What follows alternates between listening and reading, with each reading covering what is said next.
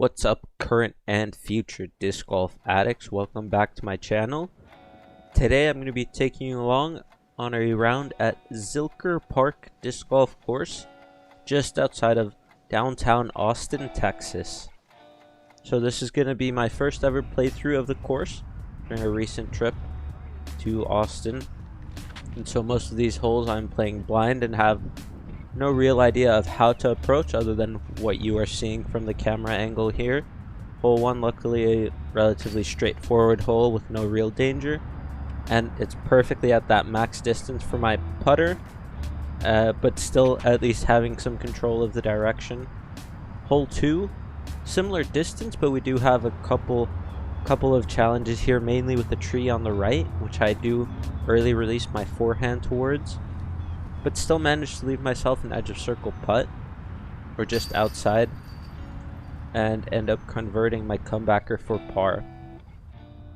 Moving on to hole, which I believe is hole 3, but could have been old hole 4. There was some confusion there looking at the tee signs, but a couple of different gaps you could choose from. My main goal was to throw a forehand straight with my Justice. Just aim for the back row of trees and try have it fade in towards the basket, which I did so successfully and actually got pretty lucky with the forward skip too, but still a long putt that you can't really expect to make, and gave it a decent bid. Moving on to actual hole 4, very slightly downhill. It does say that there is a forehand gap out to the left, but in my opinion this backhand gap was really the only option. And so it's just a matter of trying to hit it on a little bit of hyzer and trying to match the angle of that one tree that was crossing the center of the gap. Unfortunately, I ended up hitting one of those late trees, just with a little bit of an early release, so just a pitch up from there. Moving on to hole 5. Hole 5 is a blind shot, just a dead straight putter shot. I end up pulling this one slightly off to the right, but actually end up getting lucky and kicking forward a little bit, leaving myself with another outside circle look. But this surprised me actually, how windy the green was there, and something that just caught me off guard. Not something that I would have expected necessarily. Probably leaking right. Moving on to the next hole, we have a blind hole again, where you have this wide sidearm spike hyzer, or there was also this touchier, straightish backhand line. But I wanted to play that safe forehand out to the left and hopefully give myself a putt. Moving on to hole 7. Hole 7 is the longest hole so far. I believe the second longest hole on the course, where you have an OB off to the right, OB road, and then an OB river in the middle, or at least if I remember correctly. Fortunately, my drive just ended tagging the bushes just after the road, leaving myself with a long putt. And again, not really centering my putts correctly, so I'm just pulling them slightly off to the right. Ended up chaining out. Hole 8, I end up pulling a little bit to the right. I'm just trying to throw a straight mid-range here, that being a flat rock 3. And I thought I had a good putt, and I could try to finesse it just under these branches, but they ended up being a lot more in the way than I initially thought. And so I end up taking an easy par here. Hole 9, this is the ace run hole. Only real danger is that OB long. I'm just trying to smooth the berg out here, try to put a ton of spin on it, not too much power, and really try dialing that angle just on that slight hyzer, and end up doing pretty well, leaving me with this short putt, which I should be converting, moving me to -3 through the front 9. Hole 10. Hole 10 is the longest hole on the course, coming at 367 feet. Very low ceiling, very hard to give yourself a putt. Here I'm taking my most understable wraith, just trying to punch it on a hyzer and seeing how far up the fairway I can get. And I did actually sneak just into circle 2, but again, with the branches being in the way, especially this initial branch that I end up hitting, it's forcing a little bit of an anhyzer out of my hand with my slightly higher release. So I couldn't really get it to the basket if I were to go under.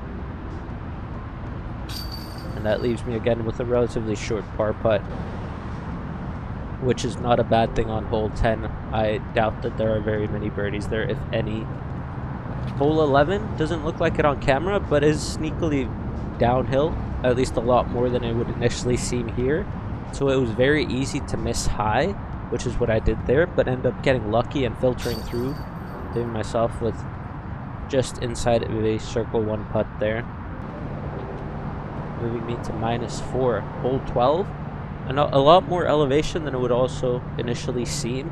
Very uphill, and I was finding it really hard to commit to this line, especially on the right side, so I ended up early releasing my mid-range out to the left, leaving me with another low ceiling putt with those branches being in the way, and forcing a little straddle out of me with those branches hanging slightly off to the left of my line, and shading out just right again. Hole 13, slightly downhill, 2 clear options in my opinion. You have a high stalling hyzer, or you could push this low penetrating hyzer line and hopefully skip up towards the basket. But mine ends up coming just short, leaving me with a relatively easy pitch up here to take my par and move on to the next hole. Hole 14, again in the same theme, a little bit more uphill than you might think originally, but I just take a mid-range here, just try to throw it straight up the middle at the basket, no funny business. And with the elevation being there, I felt like it didn't come too much into play. It's just a matter of giving your mid-range maybe a little bit more height, or putter if you can get it there. Gave myself a great opportunity for a birdie, but ended up pulling my putt way off to the right and actually having to make a comebacker for par. Hole 15, we do have a Mando left, which is the furthest right tree that you see on the camera, which you have to pass on the left. And it's this very tight pushing hyzer all the way to the basket. So I'm short right from where I landed, and ended up converting another low ceiling putt actually, with those branches being a little bit in the way, and just trying to put some spin on it. Hole 16, another blind hole where I was throwing a spike hyzer up into the sky with my Thunderbird and trying to have it fade in towards the basket.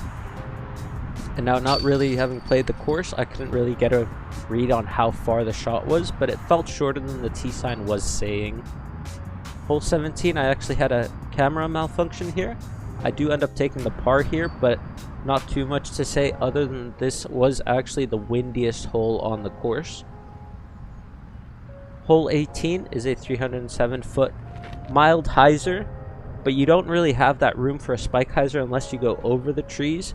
I'm trying to throw my straight Thunderbird down the middle and have it push and end up fading, luckily just behind the bush or past it, so that I wasn't in it and I could find myself the straddle putt, finishing off with one more birdie, putting me to -6. If you liked what you saw, don't forget to leave a like, comment, and subscribe for more content. Thanks for watching.